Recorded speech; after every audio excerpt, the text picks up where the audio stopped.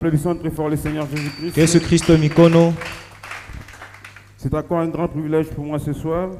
Comme vous savez, le Seigneur a permis que nous soyons ici. Que son nom soit béni à jamais. Il ne manque à aucun de ses rendez-vous. Amen. Amen. Il est toujours présent quand vous faites un rendez-vous avec lui. Et il est celui qui respecte les rendez-vous. Nous les hommes, des fois, nous avons des obstacles. Si je te promets, non, je viendrai à 16h demain. Mais si demain il y a une forte pluie à 16h, je dirais non, je ne viendrai pas parce qu'il y a eu la pluie. Mais Jésus ne connaît pas des obstacles. Il est toujours présent au rendez-vous. Et même ton péché ne peut pas l'empêcher qu'il vienne.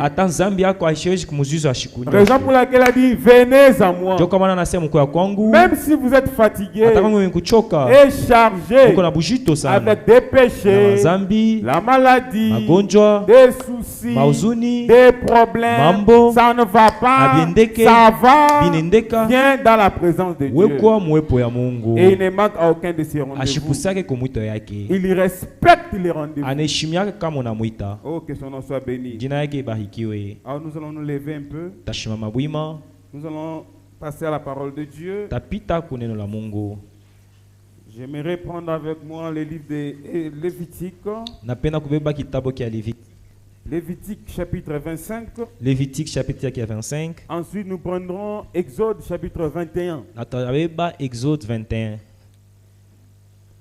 Mon sujet ce soir, je lui ai intitulé Dieu n'envoie personne en enfer. Mungu ashitumaka ta muntu moya mugenda. Nous allons voir. Tutaona. Dieu n'envoie personne en enfer. Mungu ashitumaka ya ta muntu moya mugenda. Lévitique 25 verset 8, la Bible nous dit ceci. Lévitique 25 verset 8, Biblia inatonesha hivi. Tu compteras 7 sabbats d'année. Utasoma miaka saba ya miaka. 7 fois 7 années, et le jour de ces 7 sabbats d'année multiplié par 7 feront 49 ans. Le 10e jour du 7e mois, tu feras retentir le son éclatant de la trompette. Le jour des expiations, vous sonnerez de la trompette dans tout votre pays. Et vous sanctifierez la 50e année. Vous publierez la liberté dans le pays pour tous ses habitants. Ce sera pour vous le jubilé. Chacun de vous retournera dans sa propriété. Et chacun de vous retournera dans sa famille. La 50e année sera pour vous le jubilé. Vous ne sèmerez point. Vous ne moissonnerez point ce que les champs produiront d'eux-mêmes. Et vous ne vendangerez point la vigne non taillée. Car c'est le jubilé. Vous le regarderez comme une chose sainte. Vous mangerez les produits de vos champs.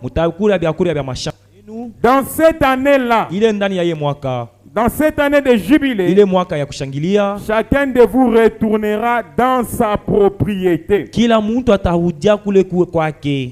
Et dans Exode 21, le verset premier, la Bible dit, voici les lois que tu leur présenteras. Si tu achètes un esclave hébreu, il servira 6 années. Mais la 7e, il sortira libre sans rien payer. S'il est entré seul, il sortira seul. S'il avait une femme, sa femme sortira avec lui. Si c'est son maître qui lui a donné une femme et qu'il en ait eu des fils ou des filles, la femme et ses enfants seront à son maître et il sortira seul. Si l'esclave dit, j'aime mon maître, ma femme et mes enfants, je ne vais pas sortir libre, alors son maître le conduira devant Dieu et le fera approcher de la porte ou du poteau, et son maître lui percera l'oreille avec un poinçon, et l'esclave sera pour toujours à son service. Seigneur, bénis ta parole. Puisses-tu venir l'interpréter ce soir avec ce petit groupe qui est venu répondre au rendez-vous, alors que toi tu ne manques aucun de tes rendez-vous. Je te prie très saint Père de nous faire du bien ce soir, alors que nos âmes ont soif de toi. Et même que quand le corps est fatigué, il doit manger la nourriture pour être en forme. Aussi nos âmes ont soif de toi. Quand nous sommes fatigués, la nourriture de l'âme qui réconforte nos âmes, Seigneur, c'est ta parole. Réconforte-nous encore ce soir. Encore une fois de plus, nous voulons que tu te manifestes en nous, dans le nom puissant de Jésus-Christ. Amen. Veuillez vous asseoir un peu. Je sais que le climat n'est pas bon, alors je tiendrai compte aussi du climat. Je le répète encore, mon sujet s'intitule Dieu n'envoie personne en enfer. Amen. Dieu n'envoie personne en enfer. Dans le premier passage de l'écriture, nous venons de lire dans le livre de Lévitique chapitre 25. Et là nous avons vu que la Bible nous dit, c'était des lois que Dieu donnait à Moïse. Il dit, si quelqu'un prenait un esclave, cet esclave devait travailler pendant 49 ans. J'ai dit selon Lévitique 25. Et la 50e année, on va sonner la trompette. Et cet esclave-là sera libéré sans argent, sans rien payer. C'était sa liberté. Et aujourd'hui, le son de la trompette qui met les enfants de Dieu en liberté, c'est la parole. La parole de Dieu te libère. Ce que Jésus a fait sous le bois du Calvaire, c'est ce qui nous libère aujourd'hui même du péché, même de la sorcellerie, même de la magie. Mais remarquez mes bien mes frères, la 50e année, même s'il était en train de cultiver, s'il entend le son de la trompette, il doit déposer sa houe. S'il avait la machette, il devait déposer la machette. S'il avait, je ne sais pas, il était en train de préparer pour son maître, il devait déposer cela parce qu'il a entendu le son de la trompette. C'est la liberté. C'était l'année de jubilé. Et notre année de jubilé, comme notre pasteur nous l'a enseigné, c'est lorsque le Saint-Esprit entre dans ton cœur. Quand le Saint-Esprit entre dans le cœur d'un homme, cela lui fait déposer sa volonté. Même s'il avait sa propre volonté, mais comme si le Saint-Esprit est en toi, il t'a déposé ma volonté, il va faire que tu déposes ta volonté. Et c'est la volonté de Dieu qui va vivre en toi.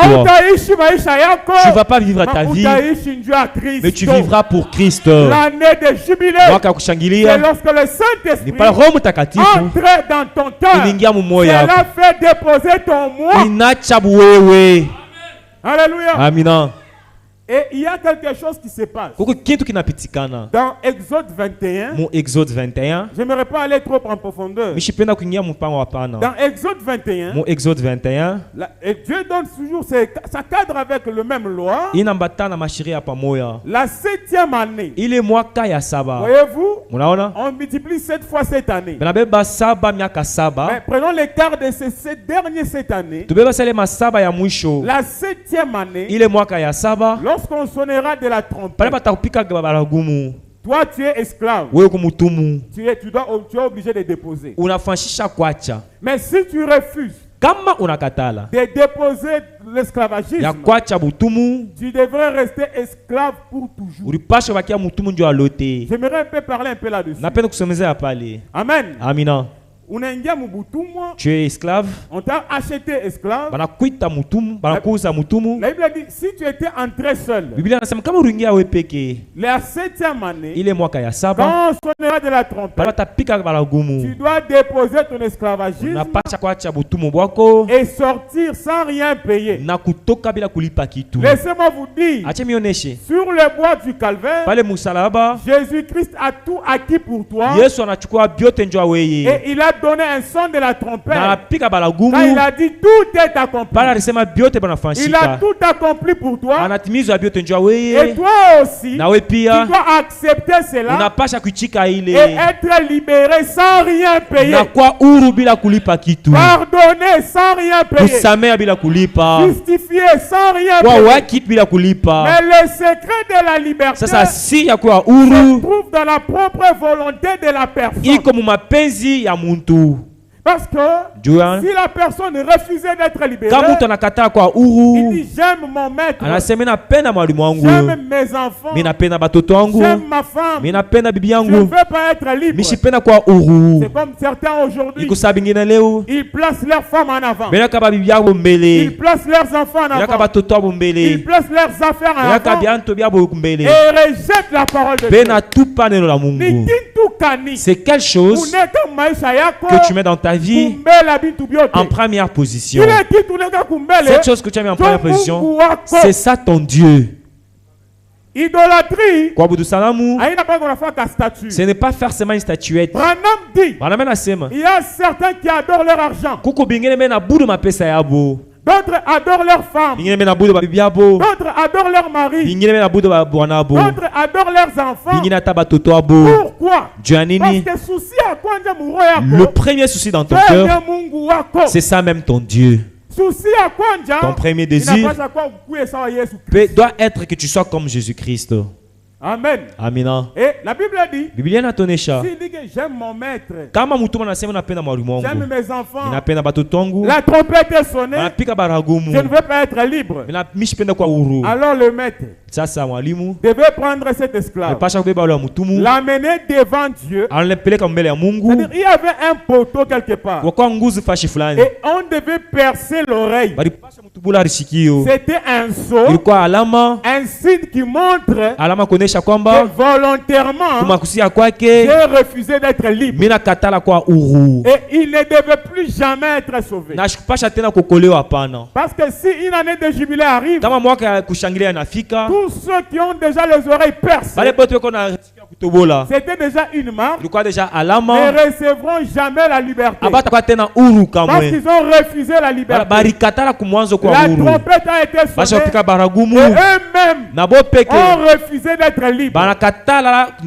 C'est pourquoi aujourd'hui j'ai dit Dieu n'amène personne en enfer. Comme William Branham le dit, je vais le lire. Il dit l'homme s'amène lui-même en enfer. Quand est-ce que l'homme s'amène en enfer? C'est lorsqu'il refuse ce que Dieu dit dans sa parole. Rejeter ce que Dieu dit dans la parole, c'est rejeter sa liberté. Accepte ce que Dieu dit dans la parole. Même si c'est difficile, c'est pour qu'un jour il soit dans la gloire. Refuser cela, c'est s'amener en enfer.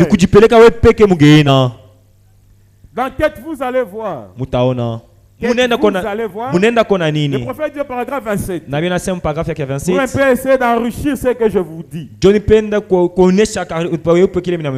prophète Branham dit, Dieu ne vous envoie pas en enfer parce que vous êtes un pécheur. Jamais. Dieu n'envoie jamais quelqu'un en enfer parce qu'il a péché. C'est faux.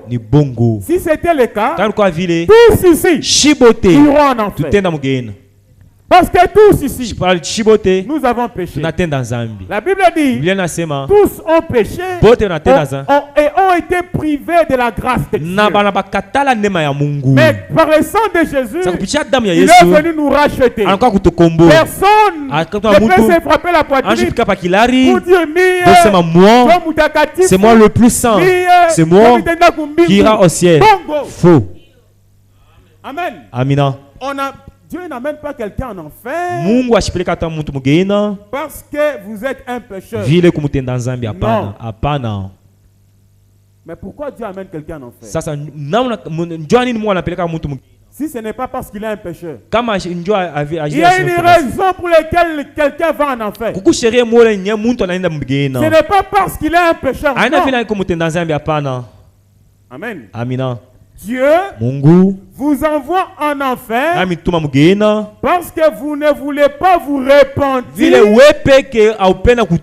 et accepter Christ comme votre sauveur. Amen. Amen. Parce que vous ne voulez pas vous repentir et accepter Christ comme votre sauveur. Raison pour laquelle tu pars en enfer. Et Branham dit, il dit ceci. Alors, vous avez refusé de prendre la bonne voie. Et il dit, vous envoyez vous-même dans les tourments. Vous envoyez votre propre âme à sa destination éternelle sur base de la liberté que vous avez de choisir vos propres convictions. Dieu n'envoie personne en enfer. Applaudissons le Seigneur. Mais qui va en enfer? Et laissez-moi vous dire, l'homme s'envoie lui-même en enfer. C'est l'homme lui-même qui s'envoie seul en enfer. Mais Dieu n'envoie personne en enfer. Et l'enfer elle-même n'a pas été fait pour les hommes. Jamais. Mais l'enfer a été fait pour les diables et ses démons. Mais l'homme s'envoie lui-même en enfer en rejetant la parole de Dieu. Parce qu'il ne veut pas se repentir et accepter Jésus-Christ comme son sauveur personnel. Voilà la chose qui t'amène en enfer. Fumer ne t'amène pas en enfer. Boire ne t'amène pas en enfer. Commettre adultère ne t'amènera pas en enfer. Mais ce qui va t'amener en enfer, c'est parce que tu refuses de te repentir pour ces choses-là et les abandonner. Tu t'amènes toi-même en enfer. Ce que Dieu veut, c'est le salut de tous. Dieu appelle tout le monde sans exception. Oh frère David, mais pourquoi tu nous prêches ça? Nous ici, nous sommes déjà des croyants. Oh, nous allons nous repentir de quoi? William Branham dit, même si vous êtes déjà un croyant, vous avez toujours quelque chose de quoi se repentir. Mon Christ, il meurt tous les jours. Un chrétien il doit briser les genoux tous les jours afin de s'approcher encore de Jésus-Christ. Papa nous a parlé de c'est quoi la chevelure blanche. Papa anatuonyesha nywele mweupe ni nini. L'une des éléments qui caractérise la chevelure blanche. Kile kimbintu kinaonyesha nywele mweupe. Du Seigneur Jésus-Christ après sa résurrection. Bwana Yesu Kristo kisha kufufuka kwake. C'est avoir une expérience avec lui. Ni kuwa na maisha binafsi na Yesu Kristo. Et l'expérience avec le Seigneur Jésus-Christ. Maisha binafsi na Yesu Kristo. Tu dois l'avoir tous les jours. Unapasha kuwa nayo kila siku. Quelque chose dans ton cœur. Kintu fulani mmoyo yako. Amen. Amina. William Branham dit. William Branham anasema hivi. Dieu n'envoie personne en enfer. Mungu ashitumaka hata mtu moya mugena. Il dit. Anasema. Dieu. Mungu. Il est patient. Ye eko mutulivu. Il ne veut pas qu'aucun périsse. Ashipena hata moya poteye. Il ne l'a jamais voulu. Ashitakake kamwe. Dieu ne veut pas que tu périsses. Mungu ashitakake upoteye hapana. Il ne l'a jamais voulu. Ashitakake kamwe. Mais les hommes. Lakini binadamu. Marchent dans l'obscurité. Benatembea mungiza. Plutôt que dans la lumière. Pakutembea mumeme. Ils s'amènent eux-mêmes en enfer. En refusant ce que Dieu dit dans sa parole. Applaudissons le Seigneur. Au paragraphe 26. Le prophèt Branham dit. Ce dont nous avons besoin aujourd'hui. C'est encore plus de Jean-Baptiste. Ni ba Joana mubatizo ba mingi qui prêche bena ubiri étant loin du Saint-Esprit. Bena kupakalia mafuta kwa mutakatifu. Quand il a prêché sur le mariage et le divorce, bena nobira pa kundoa na kukata ndoa, il a prêché directement l'évangile pur. Anahubiri injili utakatifu. En effet, il ne s'est pas rétracté. Ye ashitoke mbalabala kamwe. Pourquoi il était loin? Johnny na alikuwa mpakala mafuta. Il ne pouvait s'empêcher d'être ce qu'il était. Ashikwezi kukatala kile alikuwa. Même dit, vous n'y pouvez rien quant à ce que vous êtes. Même si vous êtes un pécheur, vous n'êtes pas responsable d'être un pécheur. Mais vous êtes responsable de rester un pécheur. Alléluia. Amina. Vous n'êtes pas responsable d'être un pécheur. Tu es un pécheur. Oui, tu n'es pas responsable. C'est parce que tu es né dans le péché, conçu dans l'iniquité. Raison pour laquelle tu es un pécheur. Raison pour laquelle tu fais des erreurs. Mais tu es responsable quand tu acceptes de rester et demeurer un pécheur. Quand est-ce qu'on accepte de rester et demeurer un pécheur? C'est quand le son de la trompette est sonné et tu refuses ta liberté. C'est-à-dire la parole est prêchée et tu foules la parole de Dieu pour s'attacher au dogme, aux coutumes et traditions, s'attacher à ta famille, s'attacher à ta femme, s'attacher à ton argent, s'attacher à tes enfants. Tu rejettes la parole de Dieu. Amen. Amina. Si quelqu'un est sauvé, ce n'est pas le fruit de ses propres efforts. C'est la grâce de Dieu. Parce que personne n'ira au ciel parce qu'il est saint. Oui, frère. Et personne n'est saint. Il n'y a que Dieu qui est saint. Laissez-moi vous le dire. Il n'y a que Dieu qui est saint. La Bible dit dans Pierre. Lorsque nous sommes nés de nouveau, nous devenons participants de la nature divine. Nous participons à sa nature à lui. Et ce qui est parfait en nous, ce n'est pas nous. Mais c'est Jésus-Christ en moi qui me rend parfait. Et je participe à sa perfection. Mais le moi ne m'amènera pas aussi. Le moi doit être déposé. Ma volonté doit être mise à terre. Et que le Saint-Esprit prenne sa volonté. Amen. Amina. Et William Branham dit, mon plus grand ennemi, ce n'est même pas le sorcier de la famille, même pas le sorcier du quartier, mais mon plus grand ennemi, c'est William Branham. C'est-à-dire c'est moi-même. Et toi aussi, ton plus grand ennemi. Adua mkubwa. Ce ne sont pas les sorciers de la famille. Aina baloji wa mujama. Non. Hapana. Oublie d'abord ça. Ubasamume. Ton plus grand ennemi. Adua mkubwa. C'est toi-même. Ni wewe peke. Ton moi. Wewe peke buweye. Ton être. C'est ça ton plus grand ennemi. C'est ndio adua mkubwa. C'est bien lui qui t'empêche de lire la Bible. C'est bien lui qui t'empêche d'aller à l'église. C'est bien lui qui t'empêche de jeûner. Il t'empêche de prier. Il t'empêche de dire amen à la parole. C'est ton moi. Il te dira que tu viens de pécher. Pourquoi tu vas aller à l'église? Faites attention. N'écoute pas cela. C'est lui ton ennemi. C'est les pensées qui sont en toi. Refuse cela. Et accepte ta liberté. Alléluia. Amina. Dieu n'envoie personne en enfer. Amen. Amina. On a dit. Alors, il y a une voie préparée pour vous.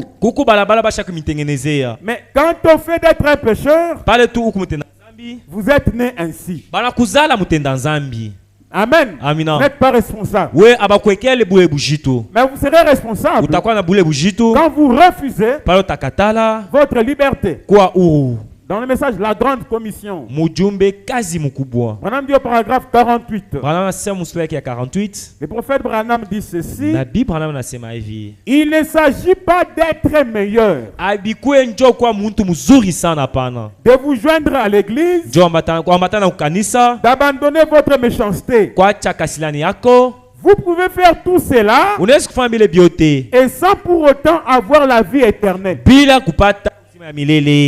Les bonnes œuvres ne signifient pas que tu as la vie éternelle. Vous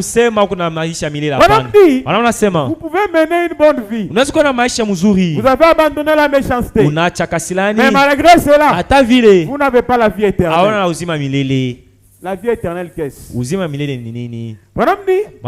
Vous pouvez vous joindre à l'église. Vous pouvez être membre d'une dénomination. Vous pouvez mener une vie foncièrement honnête. C'est ce que faisaient ces pharisiens. Mais Jésus leur a dit, vous êtes de votre père le diable. Vous voyez? Nous essayons de faire reposer cela sur les œuvres tout le temps. Quelque chose que nous pouvons faire. Quelque chose que nous pouvons bâtir. Madame dit, Dieu n'a pas besoin de nos bâtiments. Dieu a besoin de notre âme. Et c'est ton âme que Dieu a besoin. Ce n'est pas ton église. Ce n'est pas ce que tu peux faire par toi-même. Aucune église ne peut sauver. Dieu n'est jamais ici à Unité Tabernacle. Et la véritable église du Dieu vivant, c'est ton cœur. Et une église est bâtie sur quelque chose. Et les socles solides pour une église. Le prophète dit c'est la révélation. Et on connaît Dieu que par la révélation. Il dit ceci dans le message. Question et réponse. Il dit question et réponse sur les Hébreux 3e partie. Il dit ceci au paragraphe 647. Il dit le seul moyen pour vous de connaître Jésus-Christ, c'est par une révélation spirituelle. Pas par la théologie, ni combien vous étudiez la Bible. Amen. Amina. Connaître Matthieu, verset Nini, Marc, Branham a dit dans telle brochure. Ce n'est pas ça connaître Jésus. Mais connaître Jésus, c'est une révélation spirituelle.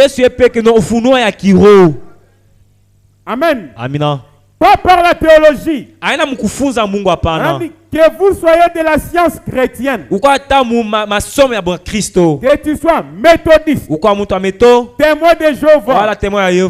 Quoi que vous soyez. Peu importe ce que vous êtes. Vous ne les connaîtrez jamais. Vous ne les connaîtrez jamais par la parole. C'est l'Esprit de Dieu qui vous les révèle. Est-ce que tu dis amen à ça? C'est l'Esprit de Dieu qui vous les révèle. C'est une révélation spirituelle. Et c'est quoi une révélation? Une révélation ne s'apprend pas. Mais une révélation c'est vie. Tu n'as pas compris. Une révélation ne s'apprend pas. Mais une révélation c'est vie. En d'autres termes, c'est une expérience que tu fais avec le Seigneur Jésus. Laissez-moi vous dire, jamais en aucun jour Papa, notre pasteur, ou votre frère ne viendra jamais si vous enseignez la révélation. Moi j'ai la révélation dans ma chambre, quelque part, mais je viens prêcher la parole. Mais c'est le Saint-Esprit qui doit descendre et se révéler à toi. Alléluia. Amina. Ça ne s'apprend pas. Mais ça c'est vie. Mais tu peux l'avoir. Parce que William Branham dit, la plus grande chose qu'un homme peut demander à Dieu, c'est la révélation. Seigneur, révèle-toi à moi. Seigneur, révèle-toi à moi. Que je te connaisse. Connaître Dieu, c'est par la révélation. Quand ton esprit, le Saint-Esprit, dit à ton esprit que tu es enfant de Dieu. C'est une conviction. C'est une révélation. Personne ne peut douter. Parce que c'est toi qui l'as expérimenté. Alléluia. Amina. Qui peut douter cela? Personne. Amen. Amina. Et comment expliquer une révélation? C'est compliqué à expliquer. Mais tu sens qu'il y a quelque chose. Mais comment l'expliquer? Le mot humain des fois ça marche. Mais dans ton cœur, malgré que tu es un pécheur, tu tombes, tu rétrogrades. Mais dans ton cœur, il y a quelque chose, comme un tourbillon qui t'amène toujours à Jésus. Alléluia. Amina. Parce qu'un homme ou une femme qui est révélé, il a une relation avec le Seigneur. Oh my. Oh là là. Nous sommes dans l'église. Des jours et des jours. Est-ce que tu as une relation avec le Seigneur? Branham dit, connaître Dieu, c'est avoir une relation avec lui comme un homme et sa femme. À tel point, Dieu, l'homme dépose ses affaires et donne cela à sa femme.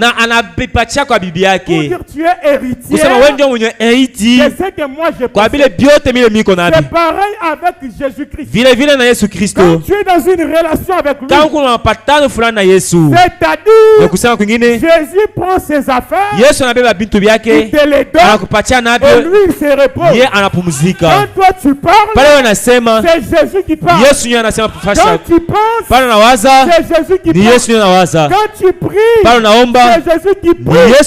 Parce que il s'est révélé à toi, tu as une relation avec lui. Branham dit, comment un homme peut-il entrer dans l'eau et sortir toujours sec? Jamais. Quand quelqu'un entre dans l'eau, il doit ressortir mouillé. C'est le signe qu'il était dans l'eau. Et quand tu entres en Jésus, il y a quelque chose qui va se passer. Tu ne resteras pas les mêmes. Quand tu seras révélé à toi, même ta démarche va changer. Et même dans la famille, on dira cet homme n'est plus comme il était. Les gens te craindront dans la famille. Ils diront cet homme-là de Branham. Les gens vous mettent à les prophètes. Il a déjà avalé leur prophète. On n'a pas avalé Branham. Mais on a avalé le message de Branham. Et cela nous fait devenir des mystiques. Parce que cela nous fait connaître Jésus-Christ. Alléluia. Amina. Même William Branham, s'il venait ici en personne, lui-même en personne, il ne t'apprendra jamais la révélation. En d'autres termes, il ne te donnera pas la révélation. La révélation, c'est le Saint-Esprit qui donne. William Branham dit, même si vous prêchez jusqu'à engrisonner, vous transpirez, même les sang sort du nez, vous frottez, les chaînes se cassent, c'est bien. Mais si le Saint-Esprit ne descend pas dans la puissance de conviction, tout ce que vous prêchez, cela ne sert à rien. Il faut il n'a pas choix. Que le Saint-Esprit lui-même descende et convainc la personne. Alléluia. Amina. Raison pour laquelle c'est une expérience. Un homme mangeait sa pomme. Et un critiqueur est venu. Il dit, oh, le Saint-Esprit n'existe pas. Le message n'est pas vrai. William Branham, c'est un faux prophète. Pour découvrir, viens d'abord goûter toi-même. Amen. Amina. Je crois que c'est Philippe qui a dit à Nathanaël, viens voir celui que nous avons trouvé. Jésus de Nazareth. Nathanaël dit Philippe, de Nazareth, peut-il sortir quelque chose de bon? Alors Philippe a dit, je t'épargne à beaucoup de discours, mais viens voir par toi-même. C'est ce que vous devez dire même au membres de vos familles. Tu as entendu beaucoup de critiques, mais viens voir par toi-même. Lorsque Nathanaël est venu dans l'église de Jésus, Nathanaël ne s'est même pas encore levé. Jésus dit, toi, tu es Nathanaël. Voici un Israélite dans lequel il n'y a point de fraude. Nathanaël dit, Seigneur, est-ce que tu me connais? Jésus lui dit, avant que Philippe ne t'appelle, je t'avais vu quand tu étais sur l'arbre de figuier. Je ne sais pas c'est quel arbre. Je t'avais vu en dessous de l'arbre avant que Philippe ne t'appelle. Toi, tu es Nathanaël. Et Nathanaël était surpris. Et là, Nathanaël a cru parce que ce n'était pas ce qu'il avait seulement entendu, mais il s'est expérimenté. Jésus s'est révélé aussi à lui. Et cela est devenu une réalité. Entendre, c'est bien. Applaudir le témoignage, c'est bien. Mais ce qu'il faut, c'est de vivre et expérimenter aussi les mêmes événements. Là, ça ne sera pas seulement une histoire, mais cela deviendra une réalité. Et cela deviendra une partie de toi. Tu ne vas jamais l'oublier parce que c'est gravé dans ton cœur. Alléluia. Amina. William Branham dit, je n'ai jamais vu un homme qui passe près de la croix et rester le même. La croix le transformera. La croix, c'est quoi? C'est lorsque tu crois dans tout ton cœur qu'il a tout accompli pour toi. Alléluia. Alléluia. Et William Branham dit, anasema cet homme continuait à manger sa pomme. Et l'autre lui a demandé, cette pomme est-elle sucrée ou aigre? Le croyant lui a posé la question. Tu dis le Saint-Esprit n'existe pas. Cette pomme que je mange, c'est sucré ou bien aigre? L'incroyant répond, je ne peux pas répondre à ça. Parce que c'est toi qui manges la pomme. Comment je le saurais? Le croyant dit, c'est comme ça avec Jésus-Christ. C'est moi qui le mange. Je sais comment il est. Je sais quand il me bénit. Je sais quand il me punit. Je sais quand il me corrige. Je sais quand il me console. Quand je suis malade, il me guérit. Quand je suis attristé, il me console. Je le connais. Alléluia. Amina. Et cela est magnifique. C'est une révélation. Applaudissons le Seigneur Jésus-Christ. Amen. Amina. William Branham dit ceci dans le message. Appelez Jésus sur la scène. Branham dit ceci à son paragraphe 5. Branham dit, paragraphe 5. Souvenez-vous toujours de la raison de votre présence ici ce soir. C'est pour essayer d'augmenter votre foi dans sa présence, afin que vous puissiez recevoir ce que vous demandez. Ainsi, par la foi, vous croyez. Est-ce que vous croyez? Et il continue, il dit, bon, souvenez-vous, chaque bénédiction rédemptrice a déjà été acquise. Le prix a été payé au passé. Il n'y a qu'un seul moyen par lequel vous pouvez recevoir cela. C'est de le croire et de l'accepter. Il a déjà acquis ton pardon. Il avait acquis ta joie. Il avait déjà acquis ton salut. Et cela sans argent, sans rien payer. Jésus à la croix, il avait pris tes péchés. Mais ce qu'il te dit aujourd'hui, c'est de croire et d'accepter ce qu'il a déjà fait pour toi. Amen. Amina. Et le prophète Branham continue et dit ceci. C'est une œuvre accomplie. Amen. Amina. Et alors, il est le souverain sacrificateur de notre confession. Dans Hébreu, il est écrit, dans l'épître aux Hébreux, il est le souverain sacrificateur de notre profession. Professer et confesser, c'est bien sûr la même chose. Il est le souverain sacrificateur de notre confession. Par conséquent, écoutez, par conséquent, il ne peut rien faire pour nous à moins que nous confessions premièrement qu'il l'a fait.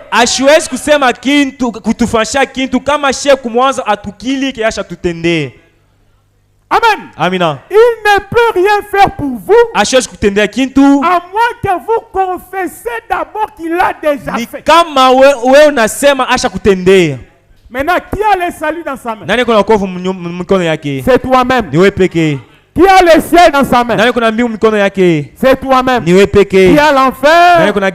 C'est toi-même. Toi-même, tu dois choisir. Dieu n'envoie personne en enfer. Tu as le ciel, tu as l'enfer. C'est à toi de choisir. Parce que le prophète dit, Dieu ne peut jamais faire quelque chose pour toi si d'abord toi, tu ne confesses de ta bouche qu'il l'a déjà fait. Il ne peut pas te pardonner si tu ne dis pas qu'il m'a déjà pardonné. Il ne peut pas te guérir même si tu es gravement malade. Si d'abord tu ne dis pas qu'il m'a déjà guéri. Le pouvoir de ton salut est sur ta langue. Uwezo ya wokovu yako iko pa lulimi yako. Parce que la Bible dit, je crois dans Jacques. Biblia inasema mina wazia mu Jacques. Il dit, anasema, je crois que c'est en croyant du cœur. Anasema ni kuamini mu moyo. Il dit, c'est en croyant du cœur qu'on parvient, je ne sais pas si c'est à la repentance ou bien kuamini mu moyo ndio tunafika kutubu. Mais en confessant de la bouche, ni kusema mu kinywa on parvient au salut. Tunafika kwa wokovu. Croire du cœur c'est bien. Kuamini mu moyo ni mzuri. Mais le confesser encore c'est mieux. Lakini kuisema mu kinywa ni mzuri tena. On n'a pas besoin de confesser. Tu dois le dire, le confesser ta bouche. Chaque personne qui réfléchit, c'est celui qui prophétise des merveilles sur sa vie. Même si le diable t'embrouille avec de péchés, ça devient difficile. Toi, confesse la victoire. Dites que Dieu est mort pour moi à la croix, pour mes erreurs ici. Il a pris ma vie, ma mauvaise vie ici. Dieu l'avait déjà pris à la croix. Aujourd'hui ici, je suis sans péché. Parce que Jésus avait pris mon péché. Quand tu dis cela, là tu donnes un coup au diable. Et le diable devient faible. Et toi tu deviens fort. Alléluia. Amina. Et madame dit, au moins si vous le confessez qu'il a déjà fait. Et donc, quand nous confessons cela, il est alors le souverain sacrificateur, un médiateur pour se mettre à agir sur base de cela et accomplir cela. Nous prions donc, croyons en Dieu ce soir, en sa bonté et en sa miséricorde, qu'il nous accorde sa grâce en abondance ce soir. Et maintenant, rappelez-vous, vous devez accepter cela. Amen. Amina. C'est à vous d'accepter cela. Il l'a déjà fait. Laissez-moi vous dire. Dieu a pardonné tous vos péchés avant même que vous les commettiez. Est-ce que tu dis Amen à ça? Celui qui dit Amen reçoit le pardon de ses péchés. Je le répète. Dieu a pardonné tous vos péchés avant même que vous les commettiez. Pourquoi? Parce que avant même ta naissance, il avait déjà acquis tous tes péchés. Entre toi et Jésus, qui était venu le premier? Branham dit c'est Jésus. Et comme c'est Jésus qui était le premier, il savait que tu vas tomber dans le péché. Raison pour laquelle il est venu à payer déjà le prix de ses péchés. Ce que tu dois faire aujourd'hui pour être héritier de ce qu'il a déjà fait, c'est de croire et accepter cela. Il ne te demande pas beaucoup de choses, mais crois et accepte cela, que c'était pour moi que Jésus est mort. Et des fois on ne voit même pas les voisins, parce que le salut est individuel. Même si tu étais seul dans ce monde, Jésus aurait venu uniquement pour toi et mourir uniquement pour toi. Et un chrétien, c'est celui qui confesse et dit dans ce monde, même s'il y a deux personnes qui seront sauvées, moi je suis parmi ces deux. Moi je suis parmi ces deux.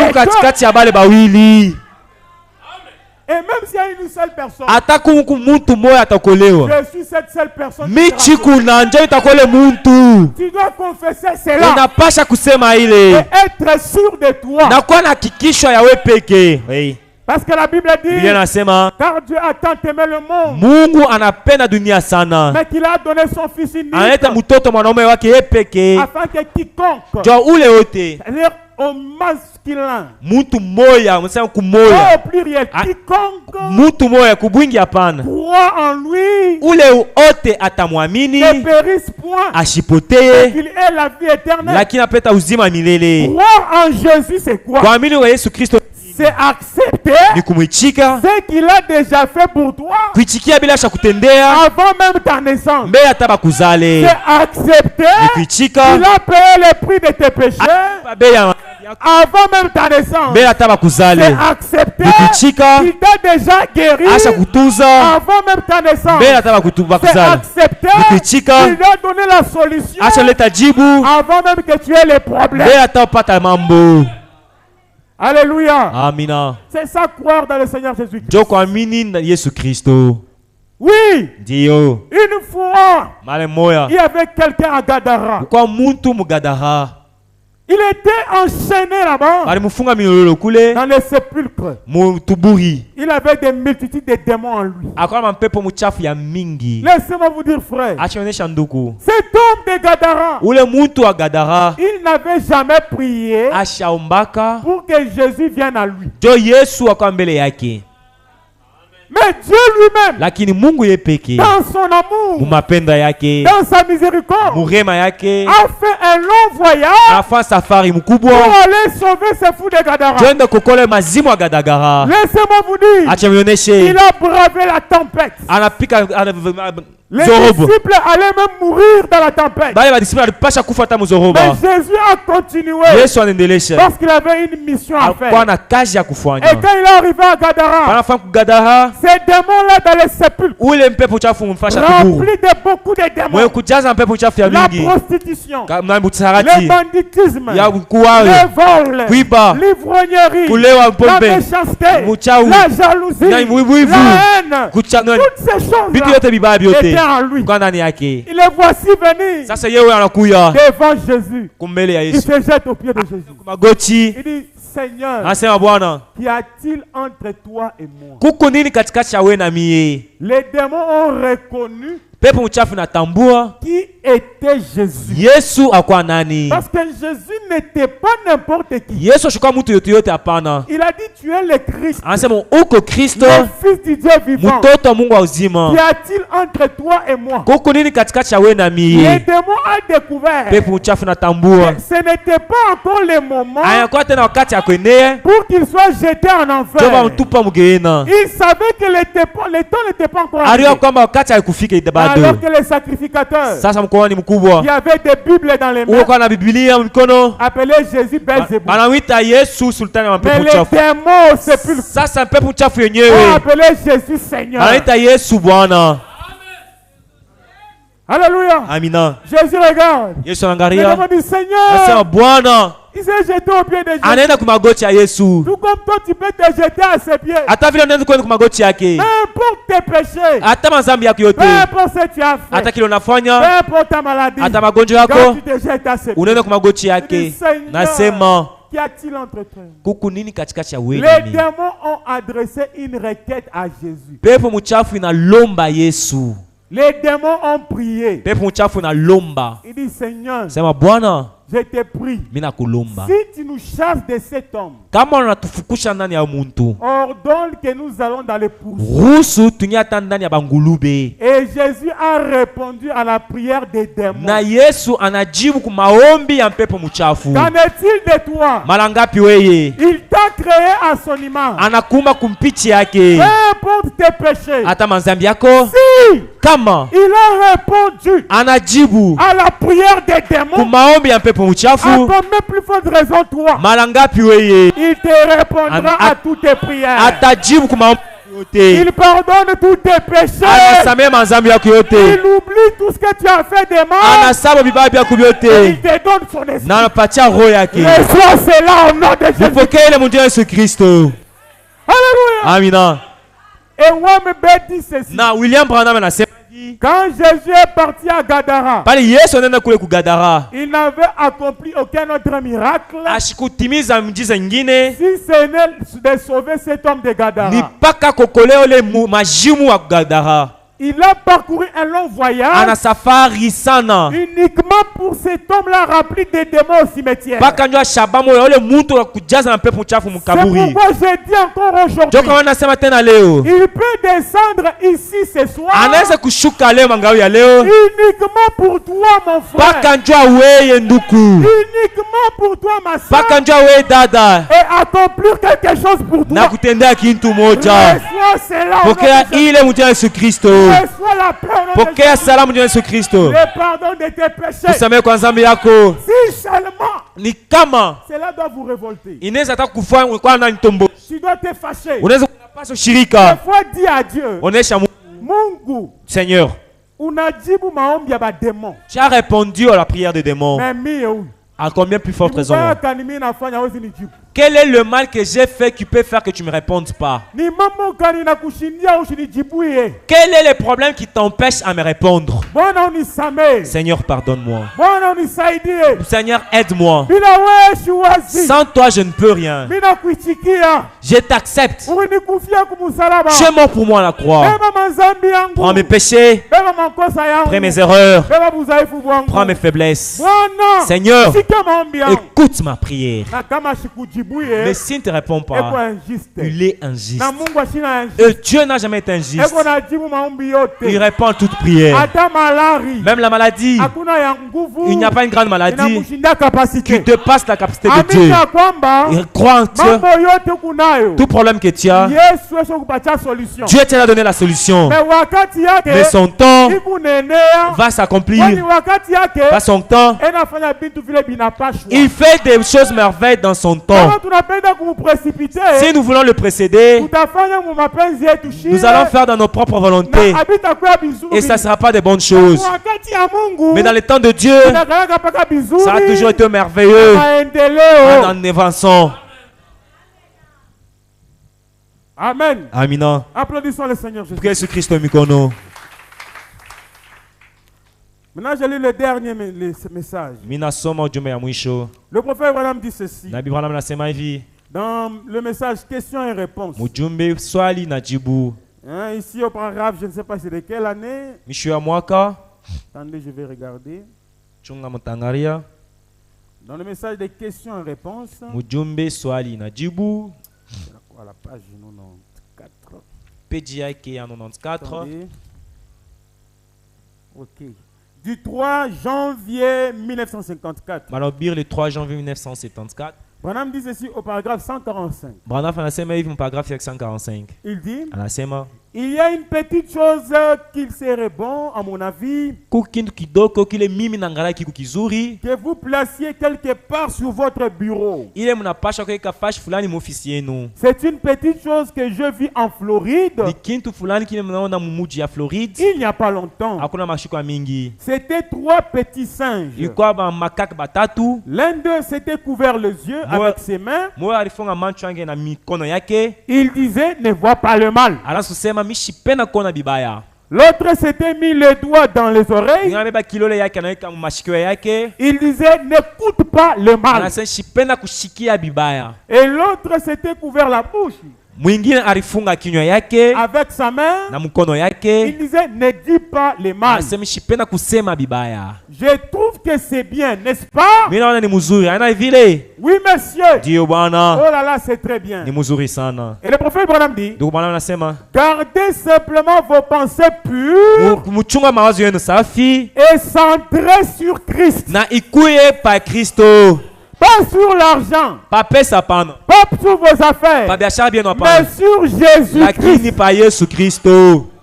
Vous ne pouvez pas vous contenter de dire, mais bon, là vous voyez, si vous ne faites pas attention, vous vous retrouverez dans une situation, si vous continuez à penser comme ça, n'allez pas à penser que allons-vous ne pouvez pas mener une vie tellement parfaite hawezi kuishi maisha mkamilifu sana que vous ne ferez pas cette erreur-là. Yaku ile maisha hawezi kufanya tankosa fulani. Allons. Banasema tuendelee mbele. N'allez jamais penser que vous arriverez à ça un jour. Ushiwaze kusema siku moja hawezi kufanya nkosa hapana. Parce que non, vous n'y arriverez pas. Hautapima hutaweza hapana. Non, messieurs. Hapana bwana. Vous n'êtes pas exempt du péché. We awepushe kunzambi hapana. Il est certain que vous tomberez dans leur erreur. Binaweza kufika uanguke mkose fulani. De ce côté-ci ou de ce côté-là. Kushote wala kuume. Même si tu as le Saint-Esprit. Hata kama una Roho Mtakatifu. Tu n'es pas exempt du péché. Banasema abakuepushe kunzambi hapana. Gardons l'équilibre. Tubakie pamoja. Parce que nous vivons dans un monde réel. Tuko dunia wa kweli. On a dit où les faiblesses humaines nous obligent à faire certaines choses dans certaines situations. Banasema ile bozafu wa muntu binatutuma tufanye mambo fulani mu wakati fulani. Des fois indépendamment de notre volonté. Abiambatana hata mapenzi yetu. Mais nous les faisons parce que nous sommes des humains. Lakini tunaifanya vile tuko binadamu. Mais il y a un remède pour guérir cela. Tuko dawa fulani ndio kutunza ile. Branham dit. Bana wanasema mais un homme qui a été renversé. Ule mtu wele banaweka chini.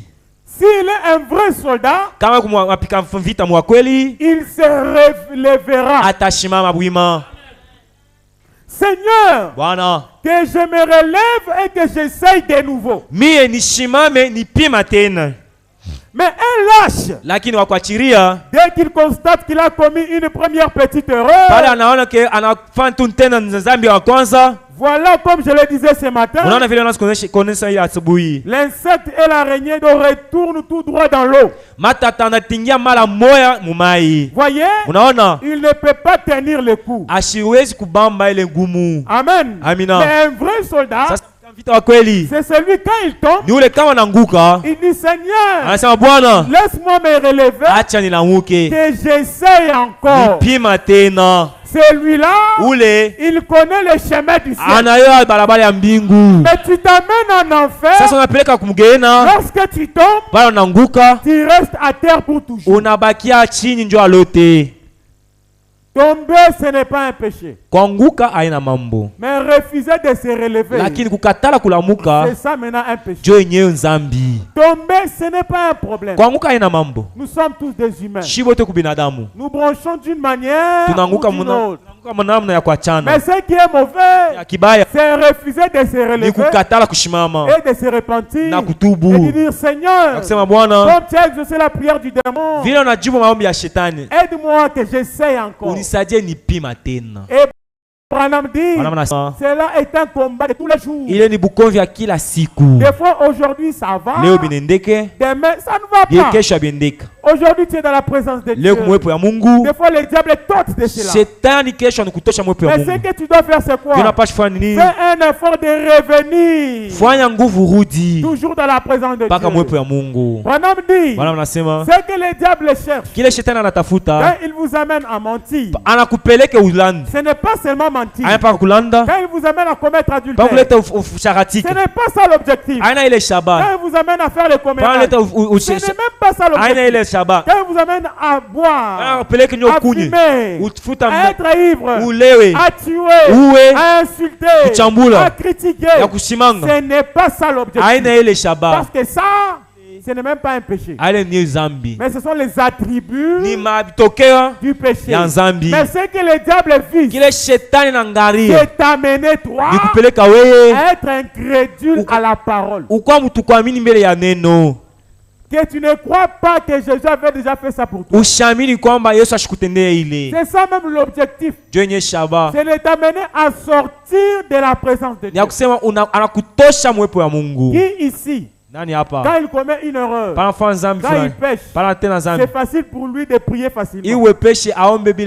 Tu te sentiras lourd. Tu te sentiras comme si tu as un fardeau. Parce que tu viens de pécher. Et le diable te dira, tu viens de pécher. Qu'est-ce que tu vas prier?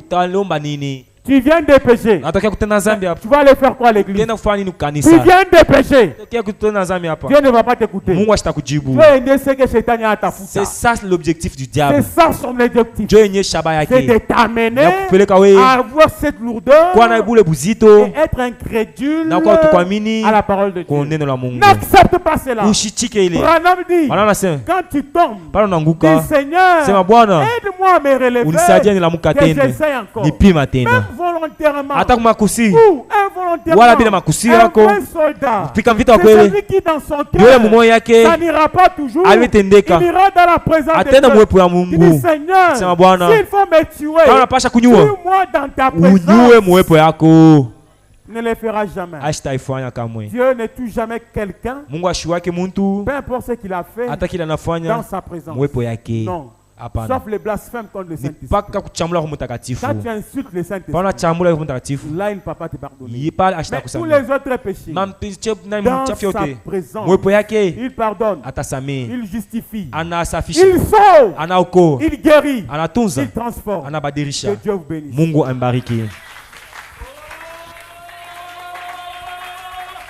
Merci beaucoup.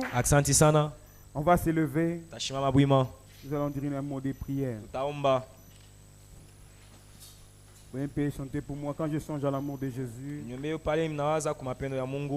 Inclinons nos têtes.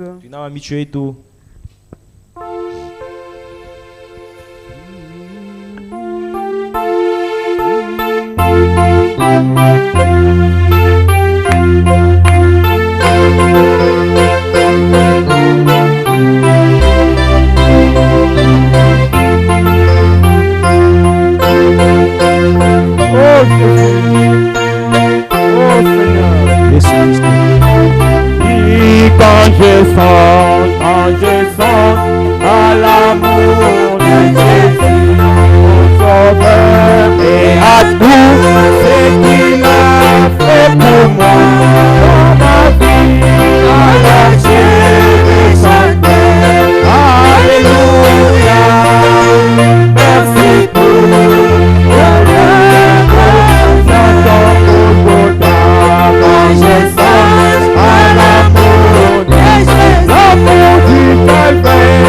et à tous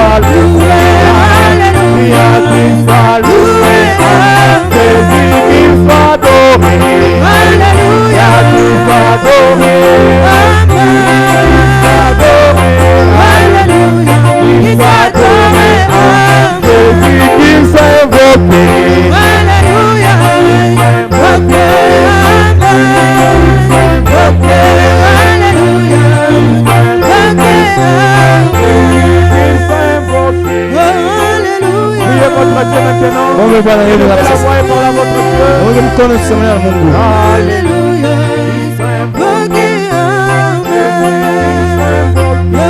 Alléluia, papa.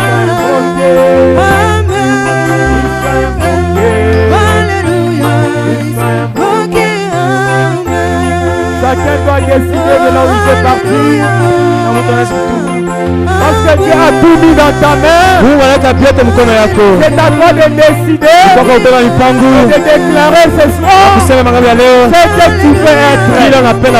Tu n'as rien à payer. Gratuitement.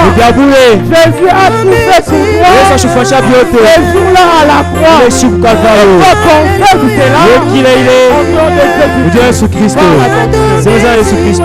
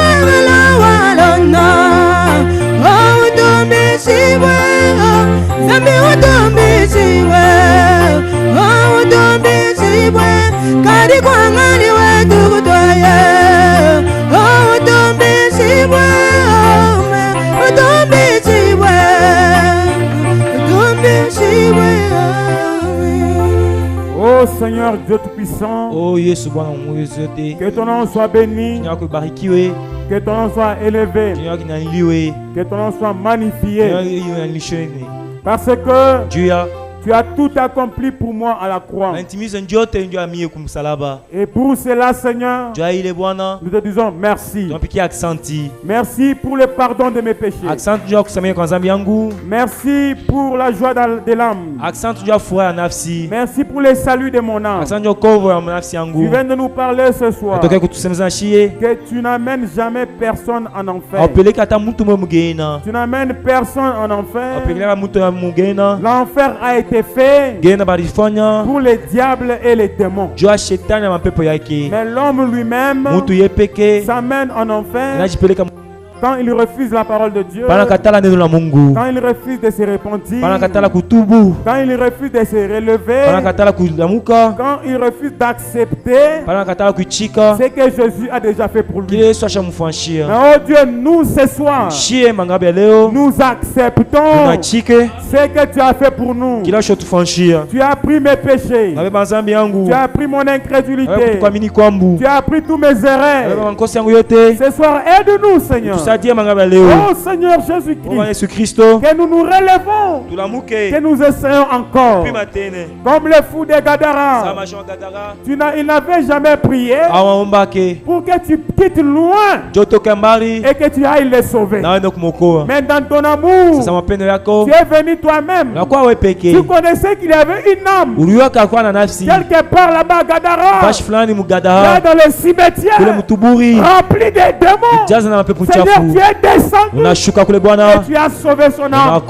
Et les démons t'ont adressé une requête et tu as exaucé à ses prières. Nous aussi, Seigneur, comme ce fou de Gadara, nous étions dans les péchés, nous étions dans les coutumes, nous étions dans les traditions, dans la sorcellerie, dans la magie, dans les dénominations, dans des choses mauvaises.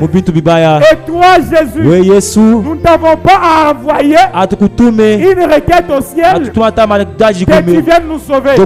Mais c'est toi-même. Tu as tant aimé le monde dans ton amour, sans argent, sans rien payer. Avant même notre naissance, tu étais venu, tu es mort à la croix, tu nous as sauvés avant même notre naissance. Et aujourd'hui, nous sommes acquittés parce que tu as fait pour nous au bois du calvaire. Et c'est l'unique chose que nous avons à faire, c'est de croire et accepter cela. Seigneur, nous croyons ce que tu as fait pour nous. Tu nous avais guéris depuis ce jour-là au calvaire. Tu nous avais pardonné depuis ce jour-là au calvaire. Tu nous avais sauvés depuis ce jour-là au calvaire. Et aujourd'hui, nous croyons cela. Nous disons merci. Merci pour le pardon. Merci pour ton salut. Merci pour le Saint-Esprit. Merci pour la paix. Merci pour la joie. Je n'ai rien à te donner pour ce que tu as fait pour moi. Je dis seulement merci parce que je ne mérite pas. Que soit l'honneur, la gloire, la dignité au nom de Jésus-Christ. Amen. Que Dieu te bénisse.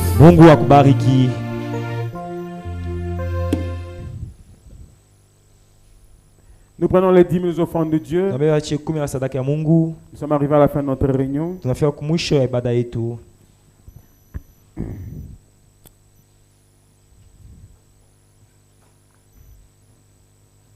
Je pense en l'enlèvement vers notre maison bénie d'en haut, quand le racheté s'y assembleront, auquel nous chanterons l'hymne céleste dans cette ville là-haut.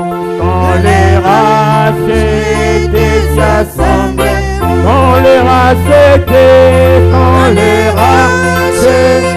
s'y assembleront. Alléluia, blanc comme neige, moi je suis libre du péché. chants. Alléluia, quand les rachetés s'assembleront. Quand les rachetés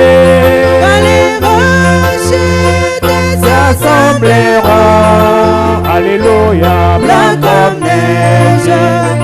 Moi je suis libre du péché. Et de cris, ah oui, et de chants. Alléluia, quand les rachetés s'assembleront. Quand les rachetés s'assembleront. Alléluia, blanc comme neige, libre du péché, et de cris, oh oui, et de chants. Alléluia, quand les rachetés s'assembleront. Là il y aura un grand défilé dans les rues pavées d'or. Quand les rachetés s'assembleront.